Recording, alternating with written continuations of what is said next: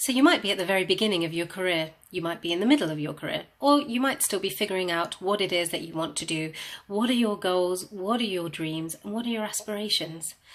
That's pretty overwhelming for anyone in any country. And add on top of that the pressure that you have from your friends, from family, from society, and most importantly, from yourself. Hi, my name is Dr. Samyami Chowdhury, and I'm a children's doctor based in the UK. Did you know in the UK that 1 in 4 people will experience a mental health illness every year, and 1 in 6 people suffer from a mental health illness every week, things like anxiety and depression? That's pretty impressive statistics if you think about UK is a tiny island, and there's a lot of people on this island. There are a lot of people who suffer from mental health problems. So what does this mean globally? Well, it means that people across the globe are suffering from exactly the same problems and have the same barriers with these problems. One of the things that's very difficult with mental health is being able to speak freely.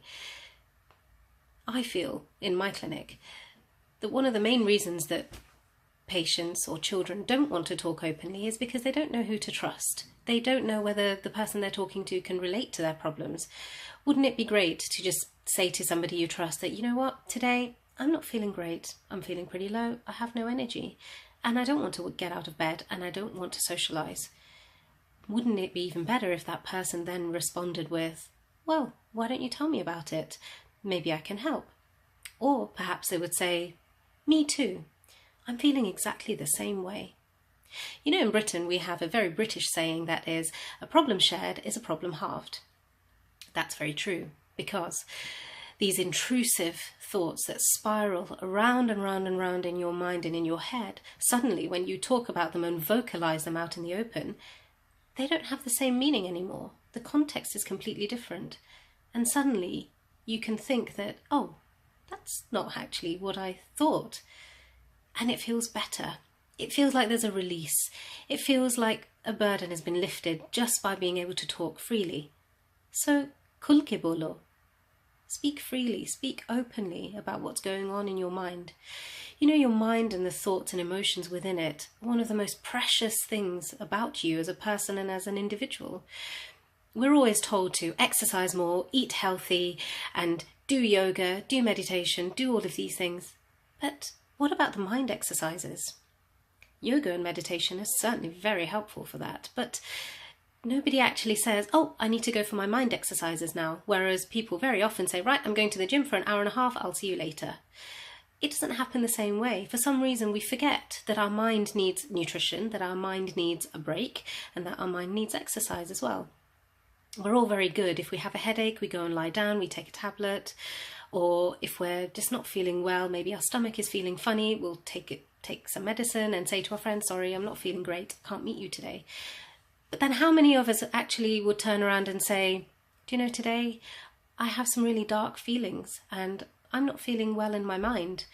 I feel really low, I'm not motivated, and I can't come out and hang out with you guys for that reason. Nobody would do that.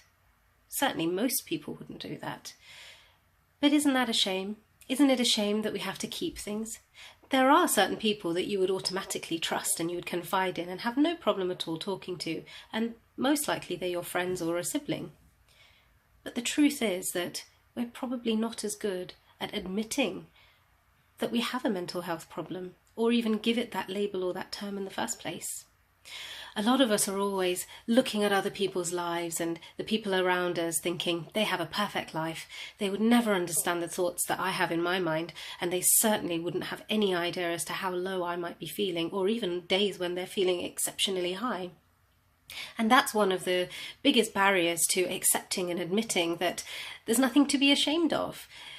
People are very commonly talking about other medical ailments, like they've broken their arm, or they've broken their leg, or they have a headache, or they've got stomach pains, very commonly. And quite often if somebody's broken something, they'll show you and say, hey, look, I've broken my arm, isn't this cool?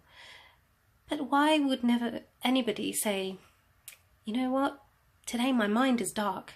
Look inside my mind if you can.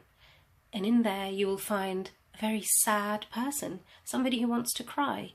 Somebody who wants to cry just by listening to the things that you're talking about.